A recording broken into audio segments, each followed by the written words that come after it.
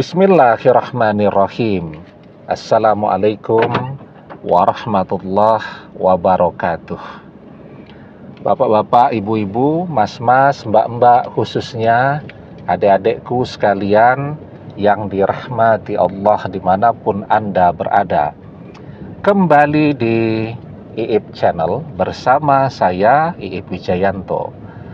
Kali ini kita akan membahas tema cinta itu adalah duit.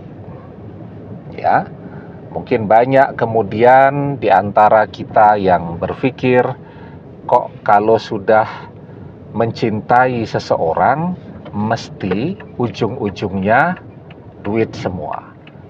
Ya, padahal tidak demikian ya. Kenapa kemudian jadi ujung-ujungnya duit terus? Karena kita mencintai orang-orang yang mencintai duit. Itu yang kemudian membuat kita terjebak kepada apa yang disebut sebagai cinta ujung-ujungnya duit tadi, ya. Nah,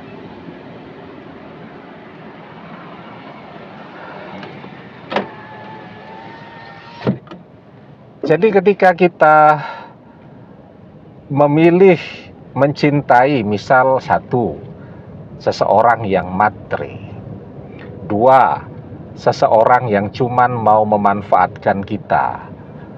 Tiga, seseorang dengan background sebagai anak orang yang kaya raya.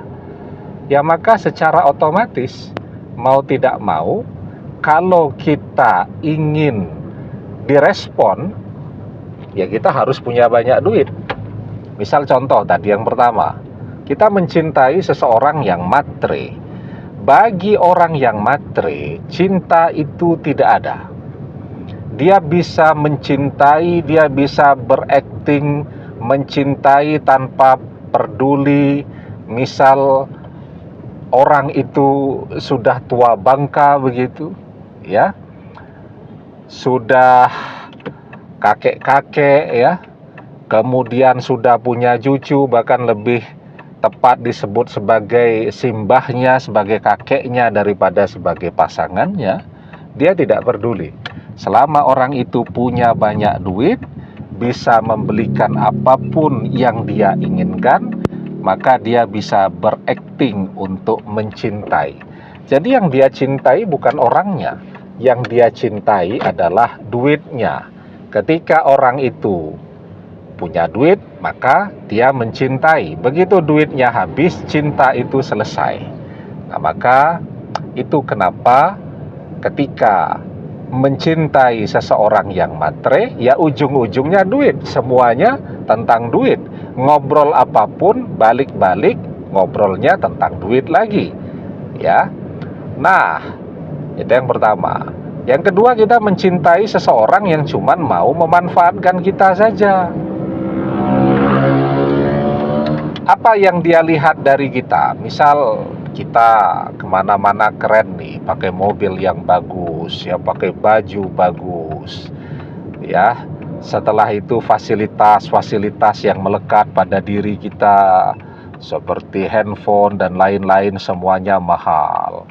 Kita juga punya bisnis sendiri. Nah, itu tuh yang kemudian akan membuat dia tertarik kepada kita, tetapi dia tidak pernah tertarik kepada kepribadian kita yang sesungguhnya. Ya, dia hanya tertarik misal, wah lumayan nih, orang mana-mana punya mobil daripada pakai angkutan umum capek atau bayar angkutan yang lain mahal dan seterusnya. Ini lumayan nih, ada orang yang bisa dimanfaatkan untuk antar jemput ke sana kemari. Ya, sudah tidak keluar duit kan, mobil disediakan, tidak bayar driver, tidak beli bensin, bahkan makan pun masih ditraktir. Nah, misal gitu ya. Jadi kan ketika dia cuman memanfaatkan saja, ya ujung-ujungnya semuanya tentang duit. Wajar kalau kemudian ketika duit masih banyak yang bisa dia manfaatkan, wah setiap hari itu dia akan mengucapkan kalimat cinta dan seterusnya. Tapi begitu tabungan menipis, kita mulai mengeluh dan seterusnya, maka cinta pun selesai. Yang ketiga, kita mencintai seseorang dengan background anak orang kaya. Semuanya tersedia. Mungkin bagi kita uang 100.000 itu sangat berharga, nyarinya susah. Tapi bagi dia, ya, uang 100.000 itu tidak berarti, ya, karena dia sekali jajan saja, misal nongkrong di kafe 1 juta keluar, dan itu dia lakukan setiap hari.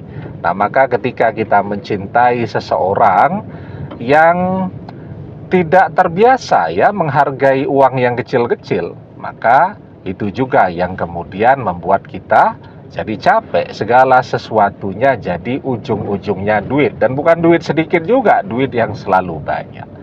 Nah, jadi misal seorang suami itu, ya, kalau dia punya istri dengan background dari keluarga yang sederhana, dia berikan uang sedikit, misal gitu, karena bisnis sedang sepi, pekerjaan sedang sedikit, ya istrinya bisa berterima kasih. Ya, tetap berterima kasih, tetap tersenyum, tetap ramah, dan seterusnya. Tapi kalau dia menikahi seorang wanita dengan background yang anak orang kaya, ya, kalau dikasih duit sedikit dia cemberut. Nah, kalau dikasih duit banyak dia baru ramah dan tersenyum. Nah, jadi begitu juga seorang wanita ketika dia punya seorang suami dengan background yang anak orang kaya, ya, maka suaminya juga akan melakukan hal yang sama, ya. Tidak pandai menghargai uang, gaya hidup yang sangat boros, ya, dan seterusnya. Jadi kalau orang lain kan jungkir balik, merasakan betapa capek lelahnya mencari uang, kalau ingin boros itu kan jadi eman, ya, jadi sayang. Tetapi kalau orang yang selalu mendapatkan support dari orang tuanya, biarpun misal usianya memang sudah seharusnya usia yang matang, dewasa, bisa memanajemen uang dengan baik, bisa berhemat, tidak ada ceritanya dia tetap saja akan berjalan dengan pola hidup yang begitu, karena begitu merasa uangnya menipis, dia tinggal minta saja kepada orang tuanya. Nah, jadi, ya, segala sesuatunya tidak hanya tentang uang, ya. Kenapa menjadi ujung-ujungnya duit dalam mencintai? Ya, realitanya karena kita mencintai orang yang tidak tepat. Kalau kita tidak mau stres, ya, tidak mau segala sesuatunya tentang duit, maka kita harus memilih seseorang. Satu, dia tidak matre, artinya dia mencintai karena orangnya, bukan karena uangnya. Yang kedua, dia betul-betul mencintai, tidak kemudian hanya ingin memanfaatkan saja. Karena apa? Karena kalau orang mencintai, dia bisa diajak untuk hidup susah, dia bisa diajak untuk hidup sederhana. Nah, tapi yang bisa diajak hidup susah dan sederhana itu biasanya mereka yang punya background, ya, tidak dari keluarga yang kaya raya, tetapi backgroundnya dari keluarga yang sederhana, keluarga yang terbiasa bekerja keras, keluarga yang terbiasa menghargai uang, jerih payah dari orang lain, dan seterusnya. Nah, maka kalau kita menemukan yang seperti ini, tidak ujung-ujungnya duit, ya. Nah, maka kalau kita tidak mau pusing punya pasangan yang semua ujung-ujungnya duit, cintai orang yang tepat, ya. Insya Allah kalau kita mendapatkan dan menemukan seseorang yang punya karakter sederhana, bisa diajak susah, bisa diajak memulai segala sesuatunya dari nol, ya, bisa menghargai dan seterusnya. Nah, maka kalau ketemu yang seperti ini jangan lepaskan, karena insya Allah yang demikian, biarpun penampilannya biasa-biasa saja ya, tidak terlalu cantik, tidak terlalu ganteng, tetapi dia akan menjadi pasangan yang baik, pasangan yang setia. Pasangan yang baik itu akan tercermin pada diri kita. Kalau di dalam perjalanan pernikahan itu kita menjadi semakin maju, menjadi semakin hebat ya, penampilan kita juga menjadi semakin gemuk dan seterusnya. Nah, itu menunjukkan bahwa orang itu sudah menemukan pasangan yang tepat ya. Insya Allah kalau kita berkeinginan ya untuk mendapatkan pasangan yang tepat dunia akhirat, maka kita tidak akan terjebak kepada pesona fisik, pesona kekayaan, dan seterusnya tadi ya. Dan jodoh yang terbaik adalah seseorang yang istiqomah di dalam agamanya, yang istiqomah di dalam ibadahnya.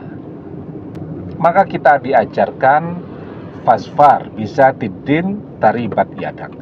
Jika engkau pilih seseorang yang baik agamanya, maka kedua belah tanganmu akan diberkahi. Demikian, semoga bermanfaat. Wallahu a'lam bissawab, billahi taufik wal hidayah. Assalamualaikum warahmatullahi wabarakatuh.